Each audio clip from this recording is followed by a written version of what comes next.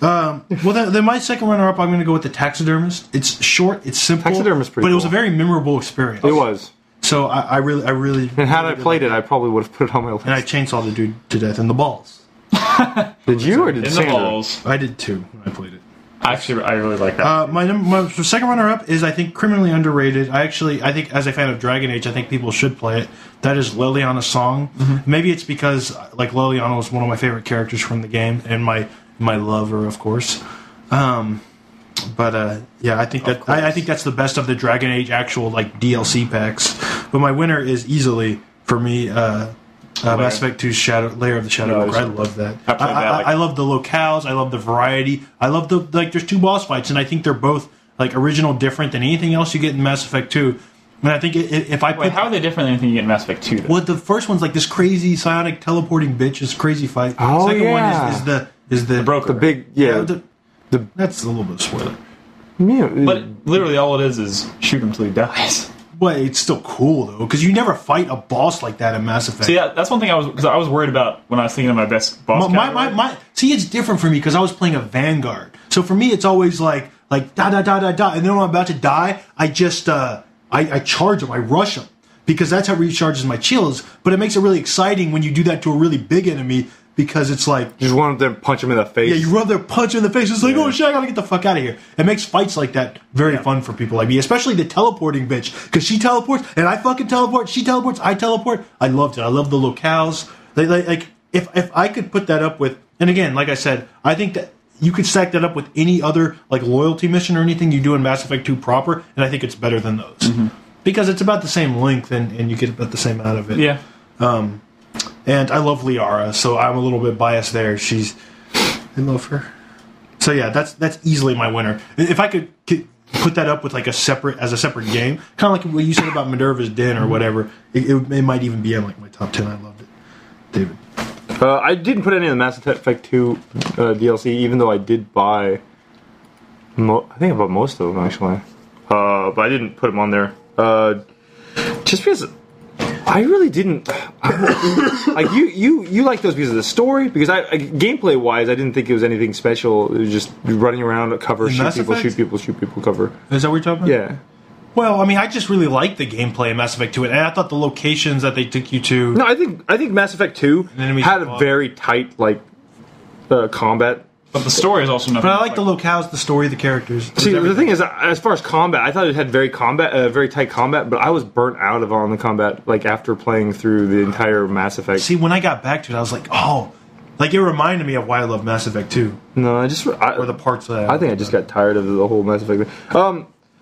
So I specifically didn't put Mass Effect on here.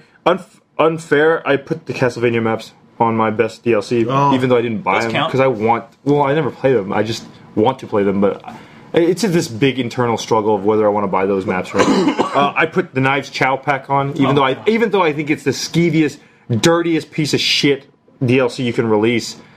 The Knives Chow pack's the reason why I played Scott Pilgrim, because you like Knives Chow. Yeah. It added a character I actually cared. What the hell? I'm careful because you're shit. It added a character that I actually cared about. We're still good on the recording, right? Yeah. Just want to make sure. And my number one, I'll give it to the only DLC that I played and bought and played and I really wanted to play. The Resident Evil 5 stuff. I forgot about that. The Lost and Nightmare, and then what was the other one stuff? Desperate Escape or something. Desperate Escape. I actually kind of enjoyed those two. Man, I'm glad I played some stuff at the end of the year because those might have made my list if it hadn't been for two of my. I did enjoy that stuff, even though they were two completely unique. I like unique. Lost in Nightmares. That's the one where you fight Wesker, right? I didn't actually get to the Wesker fight, but I liked everything up to. Did those come out this year? Yeah. Oh wow! Because didn't Resident Evil come out in like it came out last March of 2009? It came out at the beginning of the year. Yeah. Okay. Because remember you fight Wesker and then you have that big dude bust through the wall and scare the shit out of me. Yeah. And then like the other one you were playing was Josh and Sheva and you were just running around like. See, my favorite part of that kicking everyone's ass. Was walking through the catacombs. I mean, you and I trying were to playing. squish them. No, like we walked through the catacombs and we weren't expecting it. We just walk around the corner and there's a big dude with like a fucking axe right there. Yeah, that's what I said. And he busted through the wall. So my runners up are Alan Wake's The Writer, which is the second of the 2 DLC packs. You bought The Writer? Oh, it was on sale too. I didn't buy it though. The Writer's so good. Like, and I'm not even talking story wise because it's kind of what you come to. If you know anything about Alan Wake's storytelling processes or whatever you want to call it, it's nothing new. But it's where there's so many cool scenarios they put you in, and they do some really great things with perspective. When you walk into this house, and the house starts spinning, and like all the furniture starts sliding down the floors and stuff. And I should have bought it when it was cheap. I didn't buy it because I didn't want to play it. I was like, I'm not gonna play this game. There's a really great sequence in this thing where you're running up this mountain towards the lighthouse, and as you know, all the enemies in the game are killed by light. And as the lighthouse is spinning, the lights are going around in circles. There's like 50 dudes like chasing you up this thing, and you have to keep destroying these rocks on the side. And after you destroy the rocks, it allows the light to pass over the area you're walking in. So you'll be running up this hill, and dudes are like closing in on you, and right before they get to you, the light will spin past it and just kill everybody. So you have to like stay within. You have to make sure the light from the lighthouse isn't blocking like the light coming at you. Damn, that sucks. I should have bought it when it was on sale. Well, you speak so highly of it. What else could possibly beat that?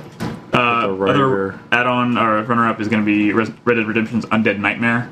The only reason I didn't make this my winner is because too many of the missions started to become. I always put that on my list. It started to feel too like fetch questy. But the cutscenes and like the conversations, the cutscenes are so and funny. the way the world itself changed was so campy. cool. Was so cool and campy. I liked it a lot. I actually ended up thinking it was a really great fit for the universe, which I didn't. I was kind of skeptical of at first. But my winner is Minerva's Den for BioShock 2 because if it weren't for like Minerva's Den gave me such a respect, so much more respect for BioShock 2 proper. After playing you put the writer in Red Dead over Shadowbroker? Maybe it's my love for Liara. I mean, Shadowbroker, I spent a while trying to I fucked her in the DLC. I know, I didn't. That might have sent me over the edge, but that didn't happen. I tried, actually. Yeah, because you were cheating on her. She didn't want you. No, I just never fucked her in the first game. But so, Minerva's Den, if you haven't played it, it's...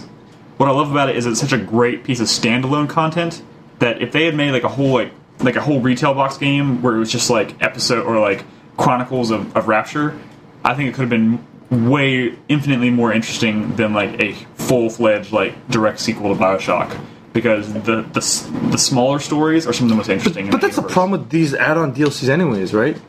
Don't they make you mad that it could have been in the real game? Or well, this is something different. Like the Minerva's Den was like a story crafted from scratch that just took place in Rapture. It's not related to the main story of BioShock 2 at all. I see. But it has such a great, like, the story wraps up so beautifully that I was like, I almost would have rather than switch, like, BioShock 2, make that the DLC, and if Minerva's Den had been fleshed out and that was BioShock 2, that would have been my top 10 games of the year. Written and directed by a former member of my used-to-be favorite podcast, which no longer exists, Idle Thumbs. Who is now doing some of the Actually, two of the people from that show both work on BioShock Infinite now. Yeah, so that gives me a lot of promise, but a lot of hope for BioShock Infinite. So that's my best DLC. Next category is... The other one works on Elder Scrolls, and the other one works at Telltale. Oh, shit. That podcast